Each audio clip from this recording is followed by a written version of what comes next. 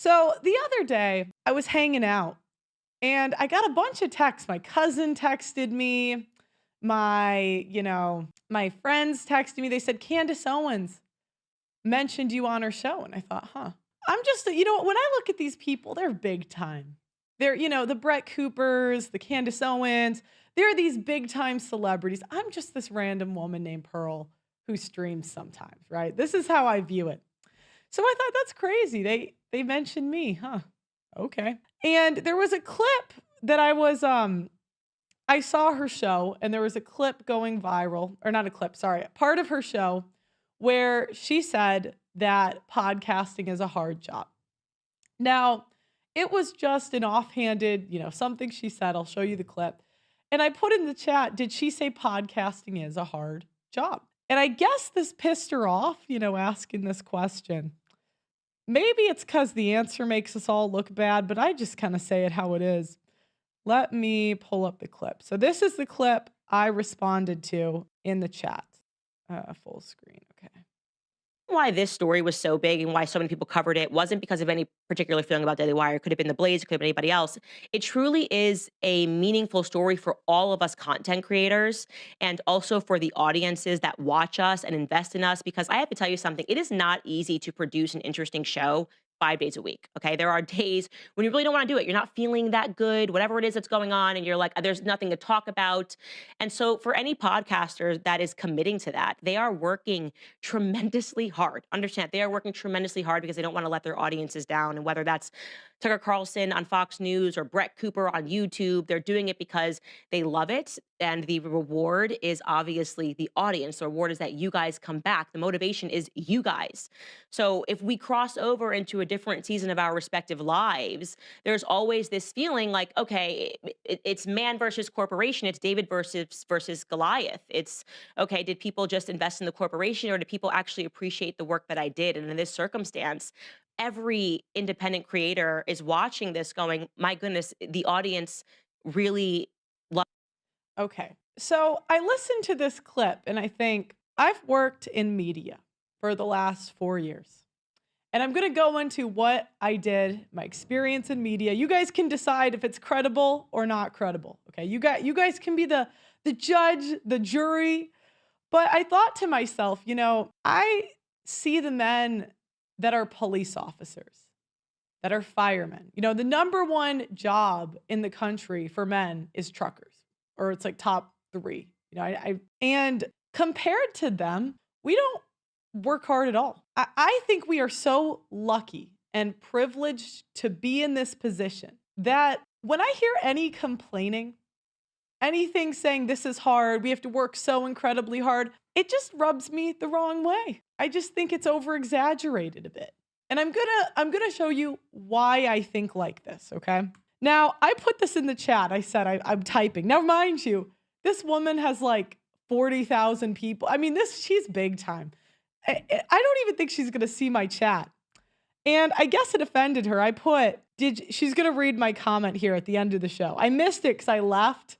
I didn't even know till this morning. She has her own YouTube channel. She said, did you say being a podcaster is hard? Please. Yeah, I said, no, actually, Pearl, what I said was if you want to be a good podcaster and actually create good content and not just be a person that just full time says awful things about women at all times and no matter what, can't say one nice thing about a woman because that's your brand, then it's probably really easy to be a podcaster on YouTube. Alas, she has her own. Okay, so now she's going back and saying Pearl hates women. Pearl is you're just a woman. It's back to the shame, guilt, insult, need to be right. I don't like what you say, therefore you're just a woman hater. Now we're going to get into those claims. We're going to do it. But first, let's hear from our show sponsor. Life doesn't slow down when you're a parent. Between late night feedings, work stress, and just trying to find a moment for yourself, sleep is the first thing to go. And, I really have a lot of empathy for the parents out there. I really, you guys, I know you work so hard. But here's the thing, poor sleep doesn't just leave you tired. It affects everything, your focus, your mood, even your health. This is why I started taking pre-sleep. A melatonin free sleep supplement made to help parents like you unwind, quiet your mind, and get the deep restorative sleep you need. With ingredients like magnesium, glycine, and pre-sleep helps to naturally wake you up recharged and ready to tackle the day. Use the code PEARL at checkout for 10% off on your first order. Okay, thank you to our sponsors, Pre-Sleep. I want to tell you guys a little bit about how I started my show. So I overnight basically became one of the biggest podcasters in the country during, like, I don't know, 2 years ago, 1 year ago now. And what happened was I was working in sales. I worked 2 years in sales and I did door-to-door copier sales. Now, anybody that's done copier sales knows that in sales, this is like the worst in the industry. Like out of the sales jobs, this just isn't something that you want, right? This is like bottom of the barrel in terms of sales. Now, I go to England and I'm going there to play volleyball. And on the side, I decide I'm going to start a YouTube channel. I already had it, but it was nothing big. It was, small channel, whatever. And after shows, I decided to invite women over to do like a talk show. When I was in England, I would recruit people from volleyball. So I played semi-professional volleyball. My goal was to go play professionally in Germany, somewhere else, right? I'm doing this show on the side. I get into red pill content because I randomly got into PUA when I was in the United States. So I had this small channel. I'm reacting to seduction coaches, I would say is the best way to describe it. So, I didn't know how hard dating was for men. I had no idea how difficult it was. I'd never really thought about dating from the men's point of view. And randomly, I just find a couple videos like Kevin Samuels and all these different men teaching other men how to get laid, essentially. And I ended up going to a boot camp where men would teach other men the best ways to seduce, pick up women, et cetera, et cetera. Now, when I was at this boot camp, I started to see things from the men's point of view because there would be average guys, good jobs. I would even say some of them were significantly above average, getting rejected by overweight women. They would go and approach a woman, just say hi to her, and she would just so rudely reject him. And it wasn't like the man was being creepy or disrespectful. He was just a normal guy. But, some of the stuff, I didn't necessarily know if it was true or not. They said like women like the bad boys. Okay, well, let's go test it out. So when I was in England and I am playing volleyball, I recruit women from my show or from my team or just at the gym, wherever I would meet them, to come on my show. So during this time, I recruited the guest. I learned YouTube equipment. I did the thumbnails by myself. I didn't have any major company behind me. I end up messaging one guy who worked at the Daily Wire at the time. I messaged all these people trying to see, if I could get the best advice, strategy, whatever. End up getting in contact with a media manager at the Daily Wire. But, I would just get meetings with him, get help. He ends up like quitting. He's done his own thing for a while now. Anyway, so I end up making 10,000 videos in this time. My channel takes off. And at this point, I had like 20 employees. I had a bunch of recruiters. This became an operation and it happened within like a year, like 20 people working for me. The channel's huge. It got 1 billion views. Now, mind you, there's no big media company behind me. This all just happened like randomly. Now, I end up getting demonetized, and getting demonetized came with a ton of challenges.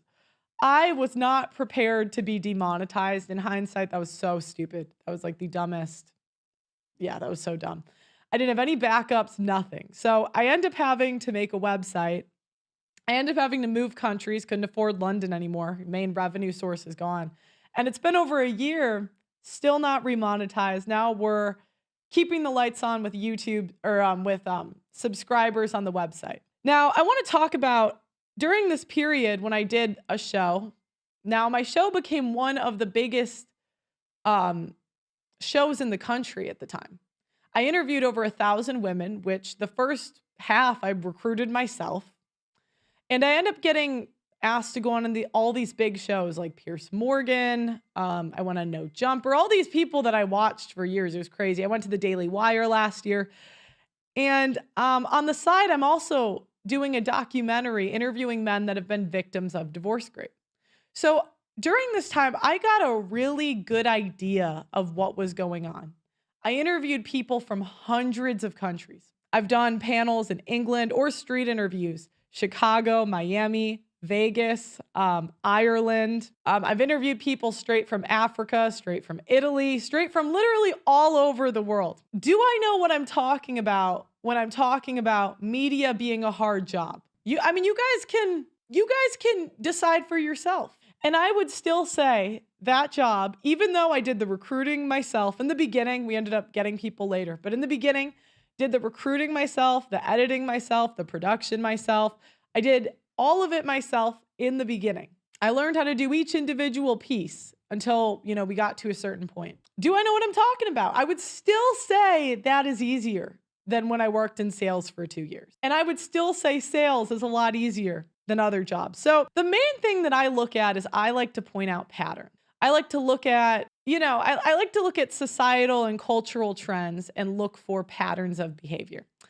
Now, I've noticed with the ladies in media, there is a particular pattern. And this pattern I've noticed because I cover a lot of stories of women in media, and I also would meet a lot of them and see how they lived their lives. So one person that we talked about yesterday was Joy Taylor. Now, Joy Taylor was a media personality. She was in sports, and nobody could figure out how she got a job in sports knowing so much less than the men in her same position. Now, it recently came out that she was sleeping with everyone, and that does not surprise me in the least because, again, I have studied cultural trends, and many men have told me their stories speaking to women in the workplace or working with women, and that has happened before. Pearl interviewed people straight out of Compton. Yeah, I did interview people in like the hood of Milwaukee early in my career because the sales job was in Milwaukee, and I did do like a little bit of, interviews on the street. Now, I've made a list of the steps women take to become a media personality. Now, in general, there are exceptions to this rule, but in general, this tends to be what they do. Get a job working for a man. So usually when I see ladies that come up out of nowhere, there is a company that came up behind them. In conservative media, we have Candace Owens was with the Daily Wire. She was also with Turning Point. Amala was with PragerU. Brett Cooper was with the Daily Wire. Usually when ladies are in media, they have a tendency, not all, to not start their own thing. They have a tendency to work for someone else first. So oftentimes they will sleep with them for the job or be very hot and dress provocatively, and that's how they get the job. Obviously, conservative media, you're not going to do that. Or B, you don't sleep with him, but you're a woman with an opinion that is unpopular for women, or a minority with an opinion that's unpopular for minorities. Now, I can admit that a lot of the reason I'm in this position is because I have a tendency to agree with men on dating and culture. I tend to have a different opinion than most women. If I was a man with the same opinions, I probably would not have had 1 million followers in a year.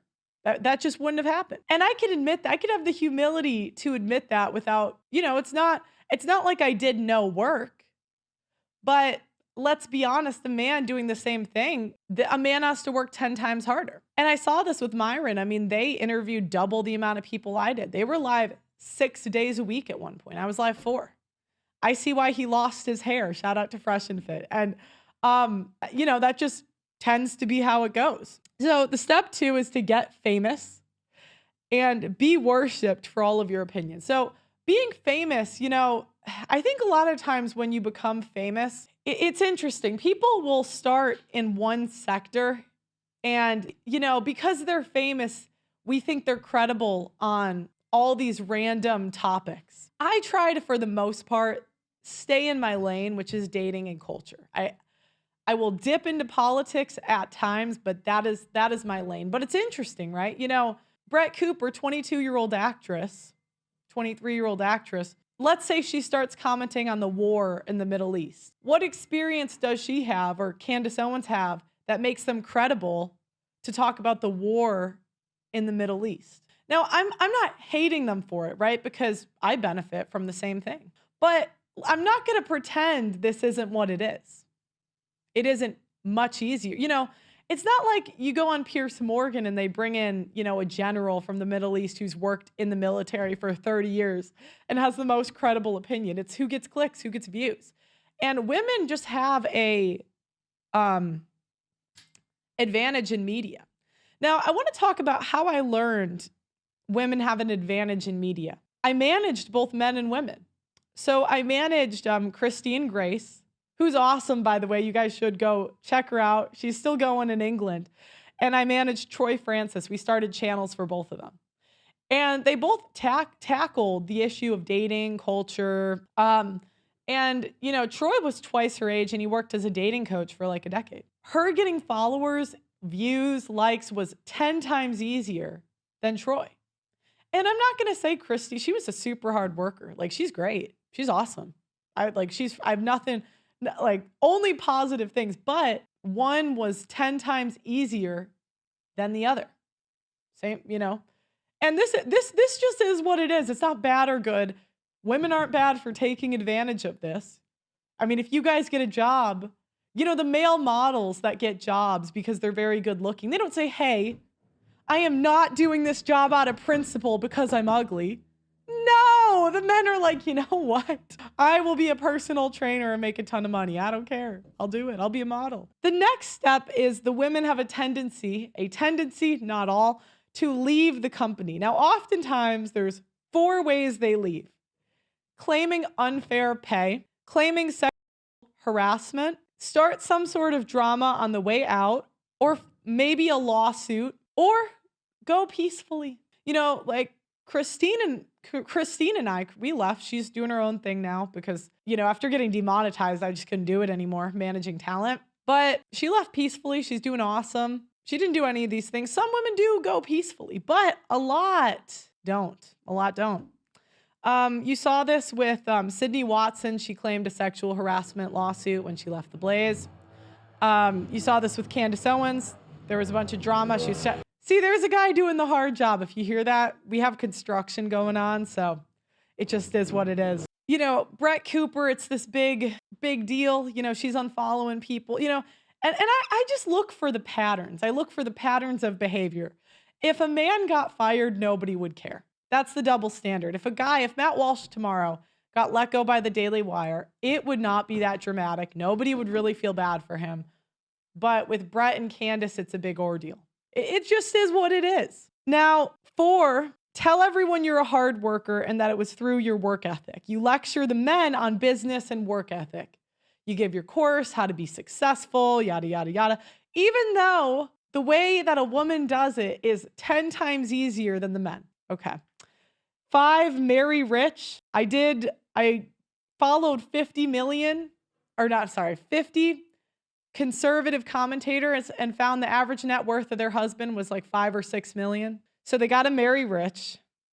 Definitely not in their 20s because that would stifle their career. Get married in their 30s. And it's not bad or good, by the way. I just point out. And if they do marry young, they have a tendency to wait till their late 20s for kids. Not bad or good, not bad or good. It's just more modern. It's not traditional. Then become a Karen and tell men they're not good enough and to stop watching corn. Even though no one knows what the ladies did in their 20s, use the relationship for clout. Now, these are just the patterns that I see, like when they get married, it doesn't tend to be a private marriage. It tends to be a marriage for brand. Not bad or good, just not conservative. Okay. Now, let's talk about hard jobs. So I talk a lot on my show about how my dad is just like the hardest worker I've ever met in my life. My dad owned a software company and he worked 80 hours a week, pretty much my whole life. And he would drive to the office at 3 a.m. to talk to people in India and like they would code software. My dad, if anything was broken in the house, he would look up how to fix it himself. And, on top of that, I have an uncle and he's a farmer. And, I would go there and I would see him taking care of the cows. He learned how to fly himself. And you would just see how in an everyday, how hard those men work. You see the men that are construction workers, firemen, and you see how hard they work. Now, I decided to demonstrate this. I decided to do a hierarchy of hard jobs. So at the top, so this is going to be the hardest. This is going to be the least hard. Because, the ladies always say they work so hard. Let's ask ourselves, who's doing what? Who is doing what in these industries? So at the top, these are the jobs that if you mess up, the result is your death, somebody else's death. It's basically your death or somebody else's death. So we got logging, which is the #1 cause of workplace death in the United States. #2, crab fishermen, which we're going to talk about a little more later. Surgeons. If you're a heart surgeon, that's pretty intense, because it's one thing to work hard, but it's another thing to work hard with an intense amount of pressure where if you mess up, if you're human, if I say the wrong thing at work tomorrow, I can issue a retraction. If these guys do the wrong thing at work, they're done. They're cooked. The surgeon could get sued. The surgeon could lose his license. All for being human, for making a mistake. The crab fishermen, there's boats in Alaska where there are men that don't come back. They risk their lives to get us crabs. So again, when I hear podcasters saying that their job is so hard, I think, how dare you? How dare you take for granted the amazing job that we have? How dare you for a second say that this is too difficult? Now next, we got the plumbers, the linemen, and the doctors. Now, these are the jobs that the result of these jobs means thousands of people could be affected. So if a plumber does the wrong thing, like let's see he's the plumber on a city contracting job, the whole city could be mad at him. Imagine being that guy where you mess up and the whole entire crew is mad at you. That is a lot of pressure. You know that because of your actions, the city lost its water, its power, whatever. So again, when I hear streamers and podcasters saying they have a hard job, I think, how dare you? These guys have hard jobs. Next, we have the jobs where the result of your job is to protect the public. It can be dangerous, but they're not necessarily fearing their life every day by signing up. And you also could be legally liable for mistakes. So again, police officers, it varies. Now, I've done none of these jobs, I'd like to say. So you guys, if you have a disagreement on where it should go in the hierarchy, you're totally welcome to put it in the comments. Maybe one goes higher than the other. This was what I came up with. But police officers, if they make the wrong decision, they could be thrown in jail. Firemen, if they make the wrong choice, they could die in a burning building. Next, we have a job that is not necessarily dangerous, although it can be, but it's necessary to keep society going. This is garbage men, bricklayers, construction, and mailmen. Now, I know some construction is very difficult, but, if you're pouring concrete or something like that. Next, the job is boring, and if you make a mistake, it would ruin your day, but nobody's going to die, right? It's a pretty boring job. You might be on your feet all day. So I put cashier, babysitter, assistant, sales, hairstylist. And last is the job that's actually fun. You can be passionate about it, and it's low risk. Now, these jobs are the most competitive because everybody wants them. If you follow the rules to be a plumber, most guys can do it. But there's very few successful musicians, comedians, OnlyFans models that actually make money. But the barrier to entry is nothing for these. Anyone can really do it. So imagine when you're down here on the hierarchy of hard jobs. Like imagine a crab fisherman hearing you complain about how hard you are down here. It's like the audacity. And there was feedback saying that, okay, well, it takes a lot of mental energy and you have to be smart. Okay, sure. But even if we did white collar, we divided it between white collar and blue collar. It's way more difficult to be a lawyer, a surgeon. You have to go through school, managing a hedge fund on Wall Street. Like, let's not pretend journalists are, So when I hear streamers, podcasters complain, I just can't take it. I can't do it. That's why, I didn't think it needed. I thought she would say, "Oh, I agree. I agree, Pearl. You're right. We shouldn't complain." I just said it off the cuff. No, you hate women. Someone said the streaming is harder than a 9 to 5. Now you could argue it's competitive, right? It is. I mean, there's a million people wanting to be streamers, but when I see the top streamers, I don't think any of them are crazy intelligent to the point that they weren't, some of them were just lucky. I was lucky. Candace was lucky. Right niche, right time, right person, right place, right contacts. Everyone would rather be a streamer. So 90% of workplace deaths are men. Logging workers have the highest fatal injury worker in the United States with 100 deaths per 100,000 full-time workers. Other occupants with high fatal work injury rates include fishing and hunting workers, 75 deaths per 100,000. Roofers, 57 deaths per 100,000 workers. Refuse and recyclable material collectors, 41 deaths per 100,000 workers. However, the average fatality for all workers in all occupations in the United States include transportation incidents. 42% of occupational fatalities in 2021 were caused by roadway incidents. Falls, 16% of occupational fatalities in 2021 were caused by slips, trips, and falls. Homicides, 9% of occupational fatalities in 2021 were homicides. Truck drivers make up 20% of total workplace deaths, and 4 and 5 of those deaths were attributed to transportation incidents. Commercial pilots, about 3/4 of people who died on the job were commercial pilots. In 2022, women made up 4% of the logging workforce in the United States, while men made up 95.8% of the industry. The salary for male workers in the logging industries was $50,000, which was 1.9 times more than the average salary for female workers, which was $42,000. The forest sector has been historically male-dominated. Even today, fewer than 20% of foresters in the United States are female. Women make up only 17% of the forestry sector. Now, I want you to ask yourself, again, the logger making $50,000 a year, do you think he has any sympathy for the podcasters saying it's really hard to chase down stories, research online, follow the trends? The 4% were women bringing the men coffee. Now, I'm going to take a second to look at the website chat. Give me a second, guys. Okay, so we're going to check out the chat on the website. Dangerous jobs, air operations on a U.S. carrier. It's a floating airport where in a small space add fuels, bombs, missiles, jets, intakes, rotors, propellers, fires, weather, and oceans.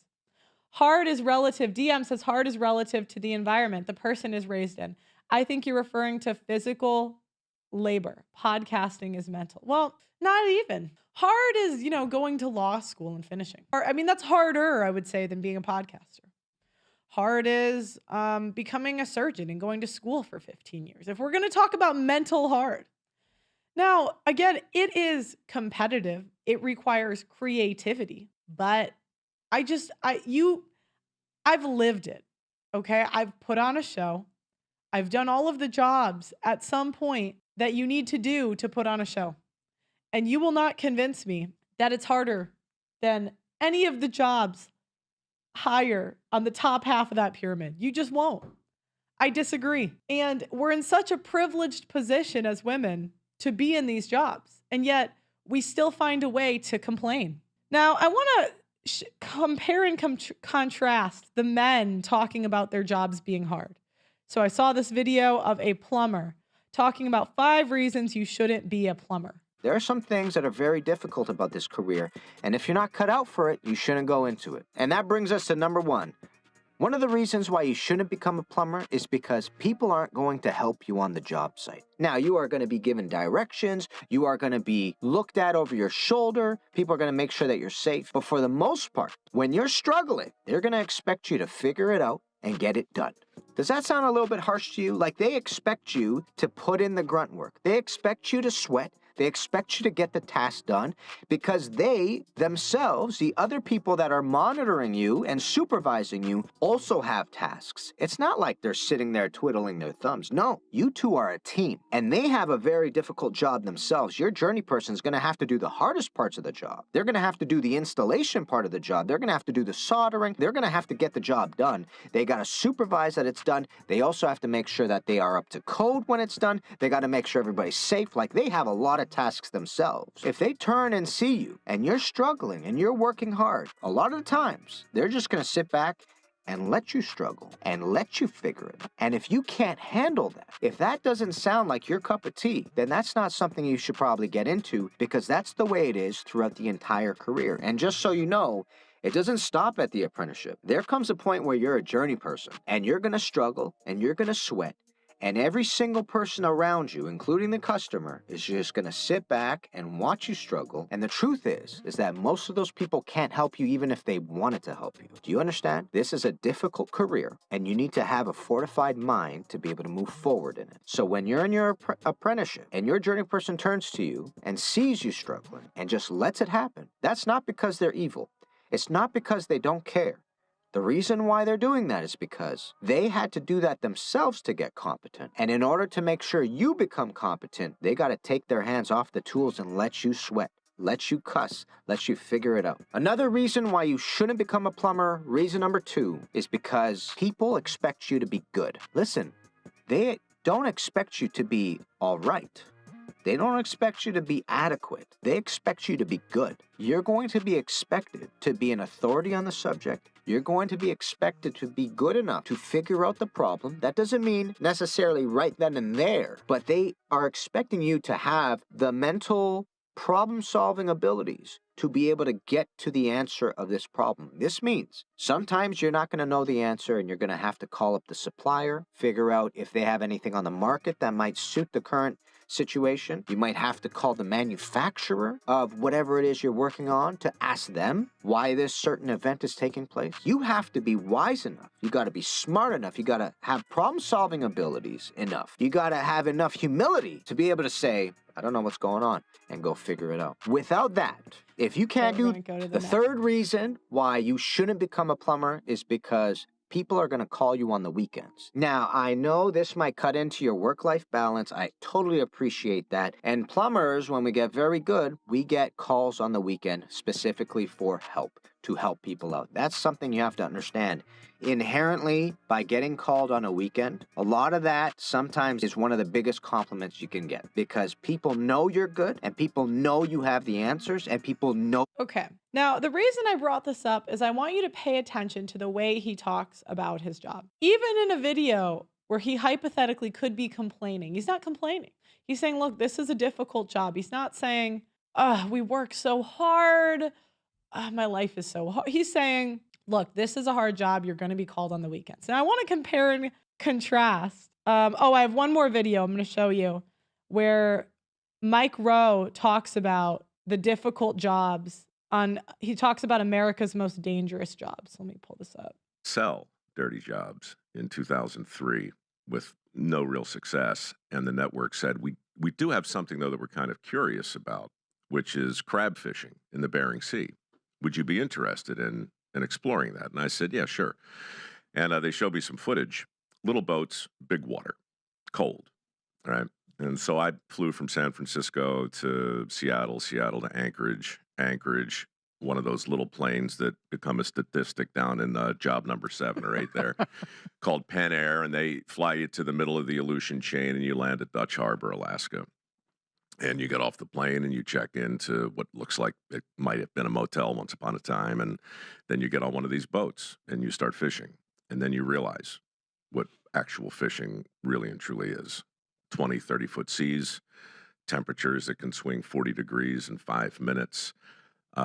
You want to talk about danger. I actually thought this was a misprint. You'll love this. They gave me an actuarial chart before I went out on the boat. 3 columns, injury rates, catastrophic injury rates. Now, again, crab fishing, female conservative influencer. And mortality rates.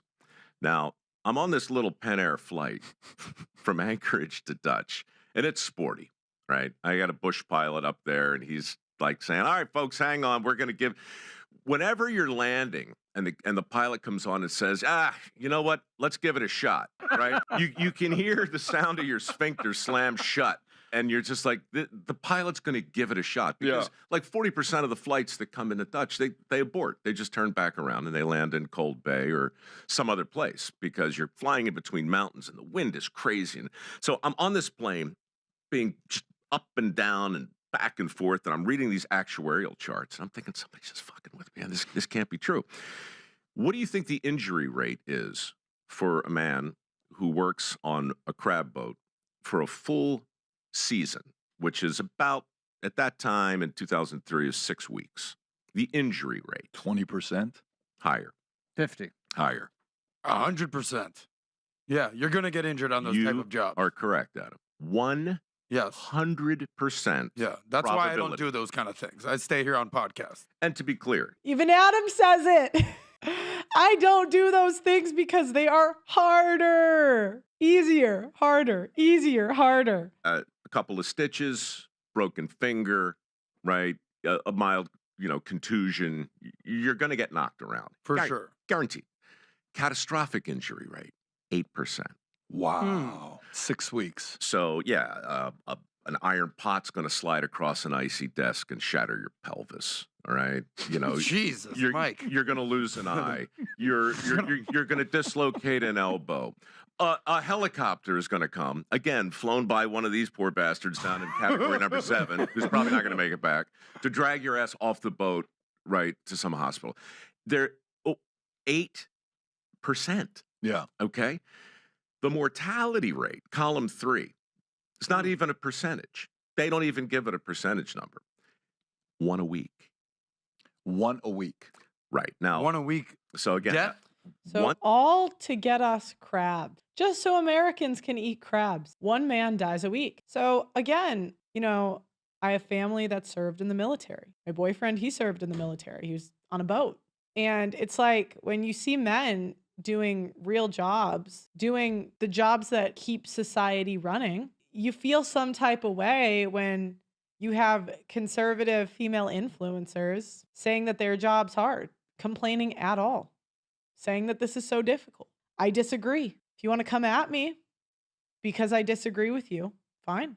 But this is the thing. So Joy Taylor spent all of those years in media, and everyone around her told her that she was oppressed. Everyone around her said that her job was really hard, that she had to work twice as hard as the men. And the thing is, when I actually managed men versus women in media, I saw a completely different perspective.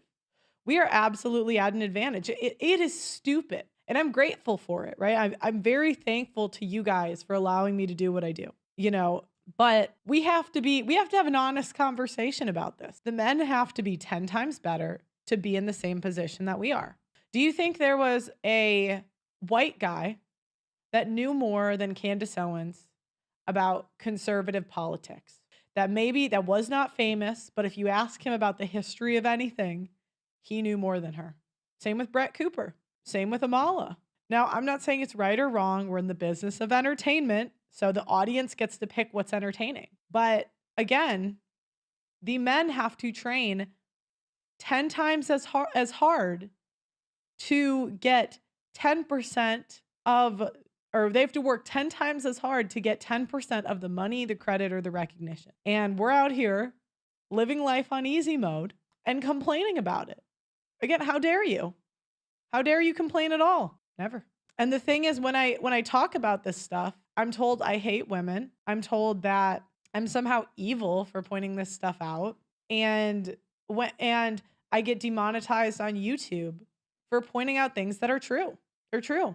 Megyn Kelly did not have to be as good as her male counterparts to get the positions she got. She is a smart woman, but she did not have to be as good to interview the president.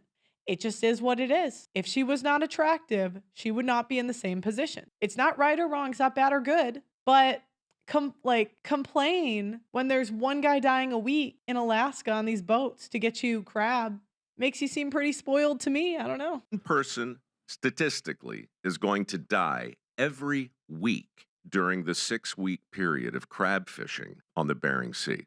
Now, people who watch that show, which by the way is now in its 20th season. Is it Deadliest Catch? This is Deadly. This is a show I've been narrating from the jump. Yeah. They know you can't script the Bering Sea. We know something bad is going to happen, but we don't know when. And in that first season, I spent 6 weeks up there. When I left, everybody I met, including me, had gotten injured. 8 and 10, or 8 out of 100, 8% had gotten seriously hurt. And I went to 6 funerals. Wow. The actuarial chart in 2003 for injury rates and mortality rates on the Bering Sea was not, in fact, an actuarial chart. It was a prophecy, and it came true 100%. And when I got back to the States and talked to my friends at Discovery, and we all looked at this footage, you know, we realized that the question you're asking is not so different than what do people want to watch? Like, what does satisfying curiosity really mean? What does discovery really mean? Is it limited to, you know, how the universe works and planet Earth, or can we look at what it means to leave the cave and bring home the meat? Like, is that actually a thing you can do on television? And when we saw that footage and we saw real men, most of whom, you know, the lower 48 doesn't know exist. And the crazy thing is, I was looking for men in this job that were complaining online. Couldn't find them. The closest thing that I found was the one that I showed before, and he wasn't even complaining. He was saying, this is what's difficult about doing the job. How many complaints did I find about teachers? How many complaints did I find from women in marketing, human resources? I'm going to go through them in a second. But we are such a privileged class. Again, you're going to say I hate women because I point out that we cannot and do not have as hard of lives as men. That's true. That's true. And you can get mad at me for it. You can say I'm a woman hater because of it, but it doesn't make it any less true. I mean, nobody had ever gone up there with cameras before, much less put them on a boat, much less get to know the deckhands and the greenhorns and the captains and live in the midst of that shitstorm. Nobody even knew it was happening. The Pribilof Islands, what are those? What do you mean you're 50 miles off the coast of Russia with 800-pound crab pots going over the rail? What do you mean you don't sleep for 48, 58, 70 hours at a time? Oh my gosh, I could not. I did a 48-hour live stream once and I fell asleep. I did back in my streaming days. Wow. What do you mean 6 people are going to die in the next 6 weeks? Like, all that stuff was unknown. And then all of a sudden it was self-evident. Toward Your Future Looks Bright hat. Now, how do women fare in construction? 11% of the construction industry is women. And women only stay in the job for an average of 5 to 7 years. We have a tendency. So now it's interesting because I didn't find articles talking about crab fishing, about the guys complaining about crab fishing. But I did find an article talking about why nursing is super hard. 10 reasons why being a nurse is not easy. 1, you hold in your hands the start of life. Number 2, you have to be familiar with so many medical terms. 3, you have to be accountable for your actions. 4, you have to see someone else suffer. You have to be altruistic. You have to be patient. You have to smile always. I mean, do you guys, again, do you hear, I want you to think of the perspective of that guy on a fishing boat in Alaska reading this article. Oh, you have to smile always. Okay. You don't have holidays. You get too attached and you hold in your hands the end of life. Now, we have the ladies on TikTok showing what a day in the life of a nurse looks like. Now I'm going to compare and contrast this with the crab fisher. Earliest memory, I never wanted to be anything but a nurse. I worked my whole life to have those 2 letters. Nurse is so incredibly difficult. Physically and emotionally, it is all-consuming. It is complex in ways that I'll never be able to describe and you'll never understand unless you are a nurse. From my earliest memory, I never wanted to be anything but a nurse. I worked my whole life to have those 2 letters follow my name. The irony that such a complicated profession is represented by just 2 letters will never be lost on me. Nursing has taken from me in many ways that I will never get back. And some days are so exhausting that I question why I became a nurse at all. And it's on those days that I remind myself of how bad I used to want to stand in the confident, capable nursing shoes that I get to stand in today. I would be so proud of how fiercely I care for my patients, and I have far surpassed many expectations that I have ever set for myself as a nurse, and for that I am so grateful. And unexpectedly, I am so proud of how hard I have fought to say that I love being a nurse, even when it doesn't love me back. Now, why don't the guys in the same position make TikToks like this? Because they're working!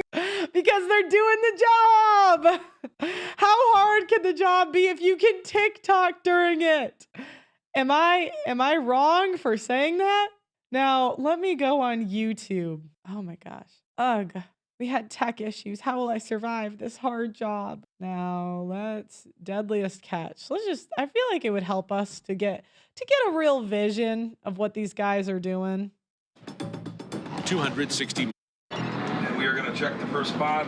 And the thing about the first spot is, whatever that pot has, the rest of them are probably going to have that. So if it's blank, then the rest of them are probably going to be blank. There you go. Come on. There you go. Roger. Nice big. I don't know. Looks more difficult than the nurse. Let's see. Oh, here we go. What is more difficult? On the Saga. Worse for us because all our equipment's wide open. All our personnel are right next to the starboard rail. With winds increasing and seas building, moving thousands of pounds of metal across a slick deck makes a dangerous job downright deadly. Hang on. Gonna come down. Okay. Hopefully the crab's here. Line on deck. No. Coming in. Down. Fully. Okay, so, run one stupid mistake, which we're all human. We get tired. We make mistakes. We're human. You could end up dead. Versus the female-dominated jobs, modeling, cashiers are 70% women, assistants, majority women, hairstylists, majority women, babysitting, majority women, daycare, majority women. And then nursing, also majority women.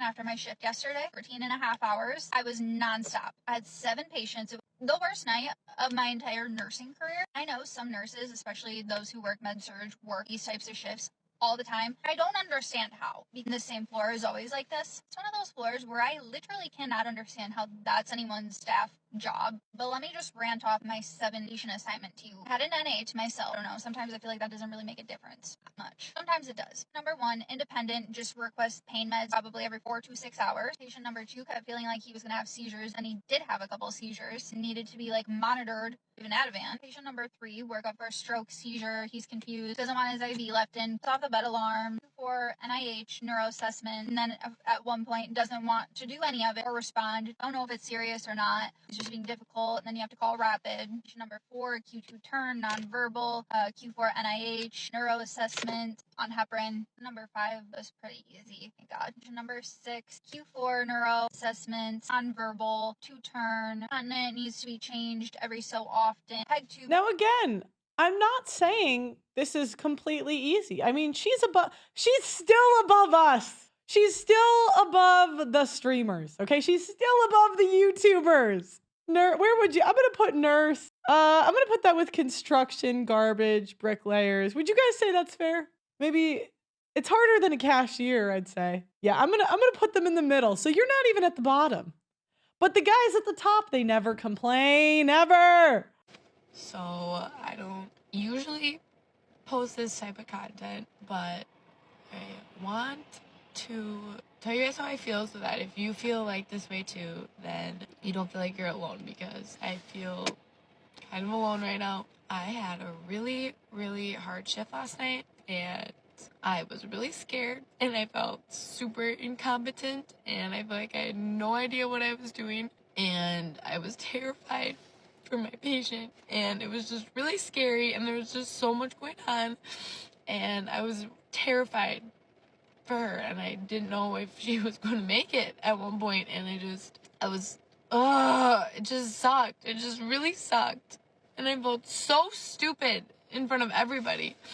But it's okay. My patient's okay. Like, I'm so thankful for my team. I could have never done it without them. They saved my life. Like, I love my nursing team. Oh my gosh, they're amazing. I still have not seen the crab fisherman complaining. He saw one guy die a week. There's guys that do that every season.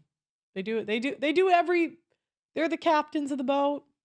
They keep signing up. I don't see them on TikTok crying. I just don't. I don't even see them offhandedly saying how hard they work. I just don't. But I don't know. I almost it was hard not to like cry during it.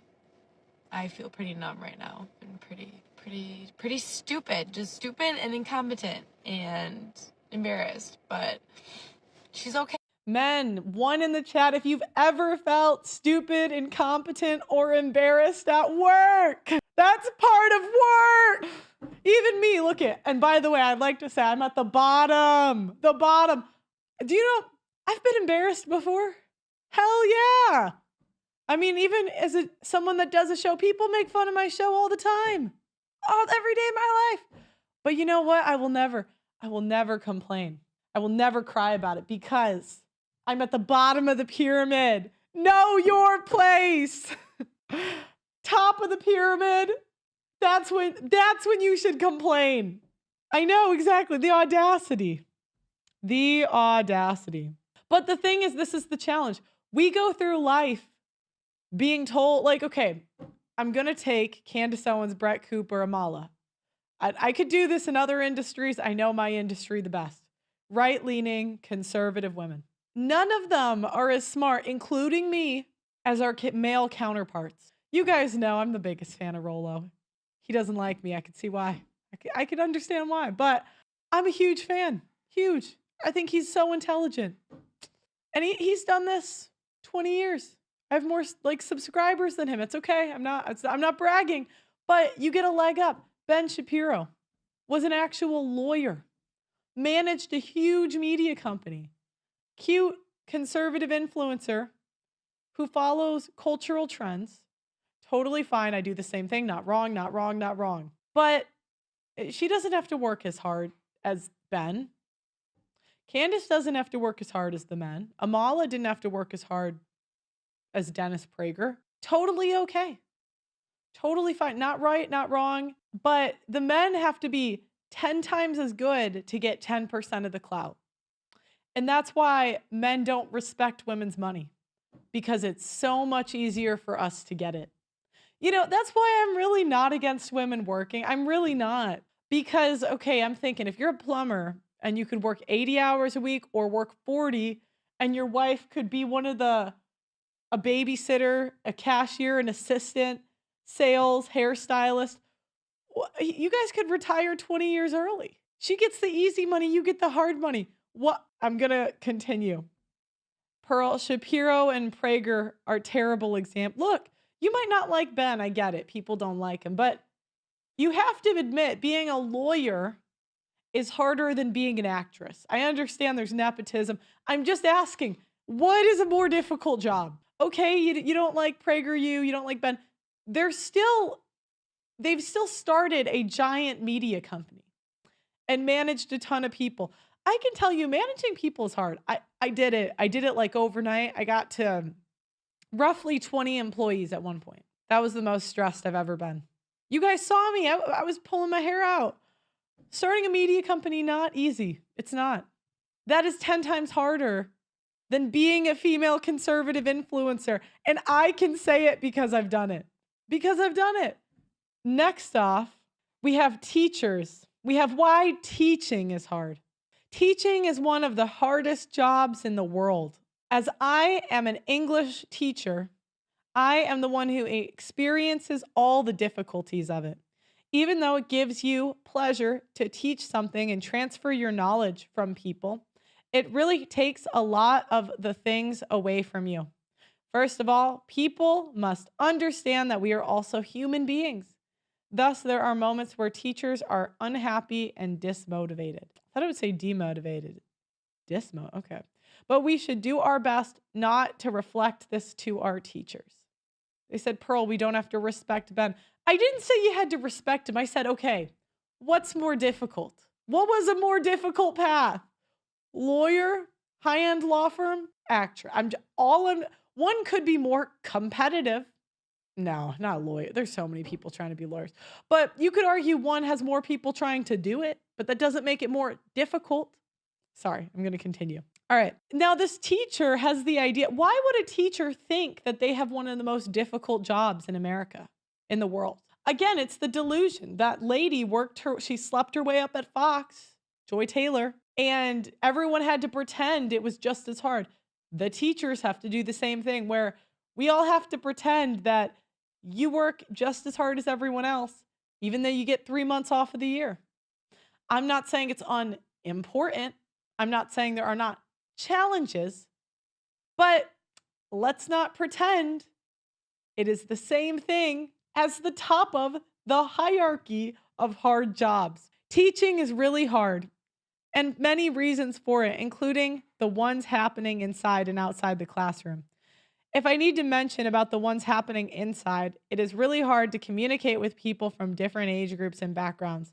They may all have different problems. When I look at my students, I can see them completely busy with homework from school.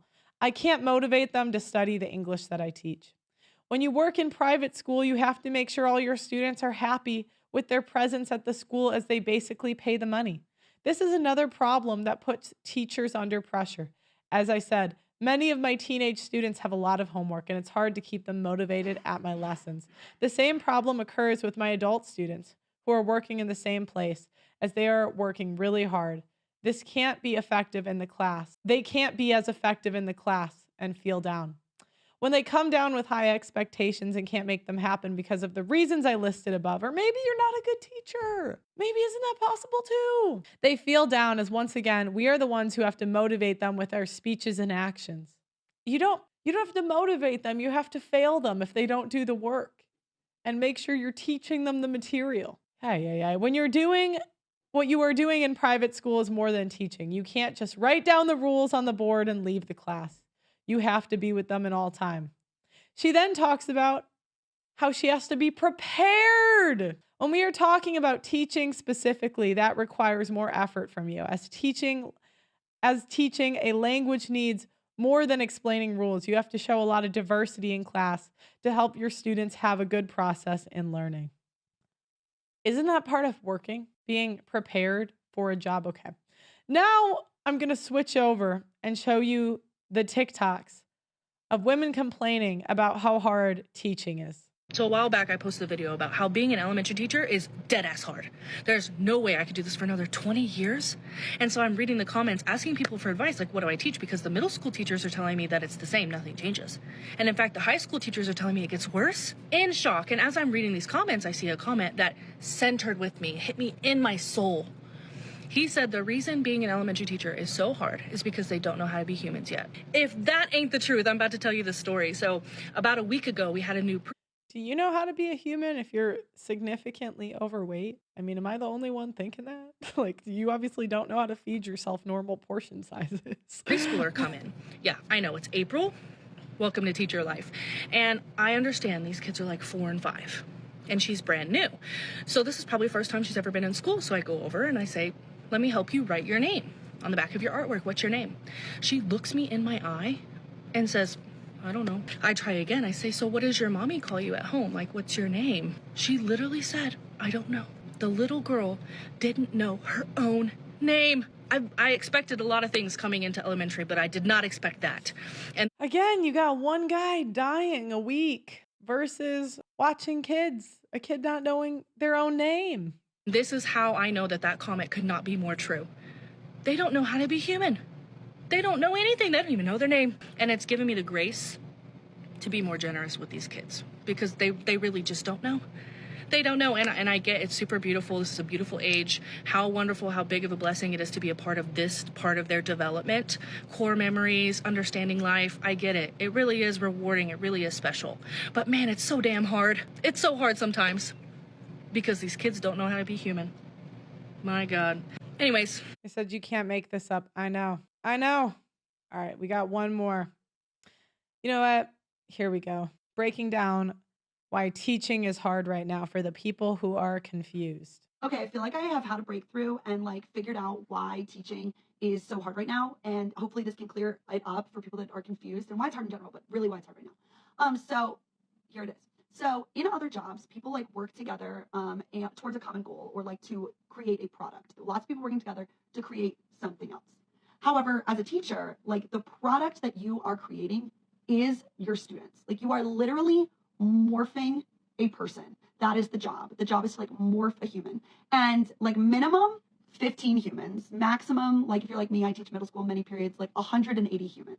Okay, and like in other morphing human jobs, like nutritionists or fitness coaches or nail techs or a hairstylist or a hairdresser, these are professions where paying adults are coming to those professions to be morphed. They want to be morphed, and they are paying adults who are going to sit quietly because they are like committed to the service that you are providing. They do not want you to mess it up, and they like trust you a lot to do it. But with school, you are morphing children. You are morphing children that most of the time don't want to be morphed. And like developmentally, it just makes sense that they would fight being morphed. They're like trying to find themselves and they don't want to be there and they want to do literally everything else. And they have to be there. And your job is to morph their minds and help them. So you're molding humans, lots of them. The humans are children, and the children that you're morphing and molding and helping don't really want that help. Okay, so your job is hard because you have to do your job. I can't do this anymore. I just can't.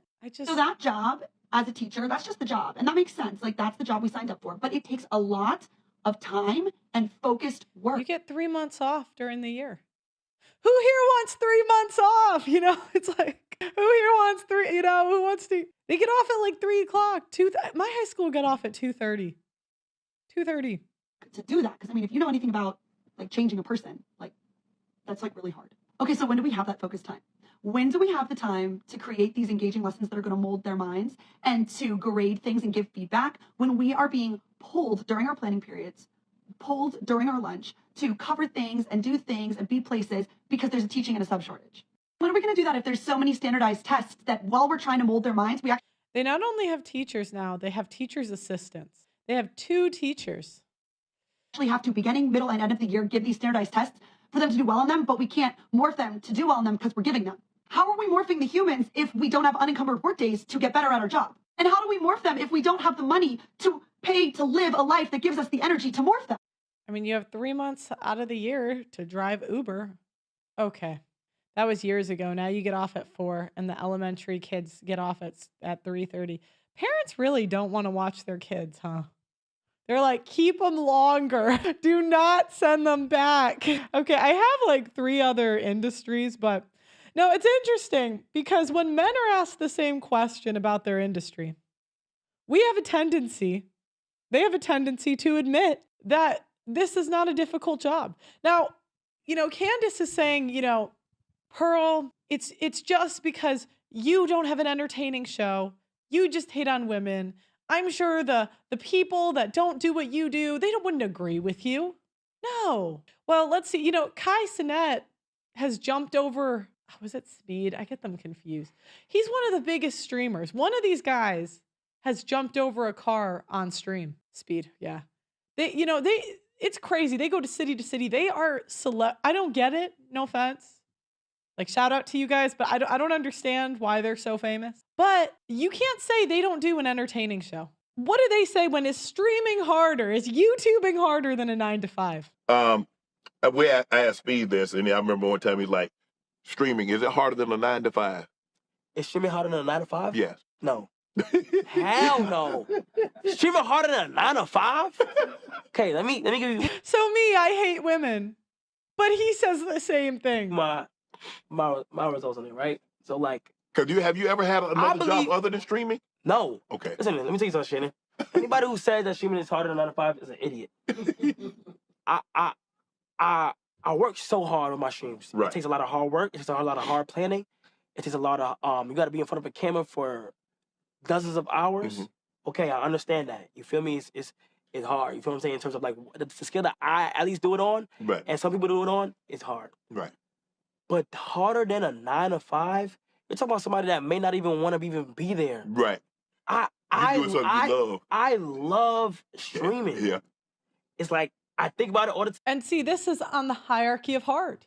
The people at the bottom get to be passionate. We get to be creative. We're so lucky. The people at the top don't always have that luxury. They understand a job is a job. The other thing that men understand is that somebody has to do it.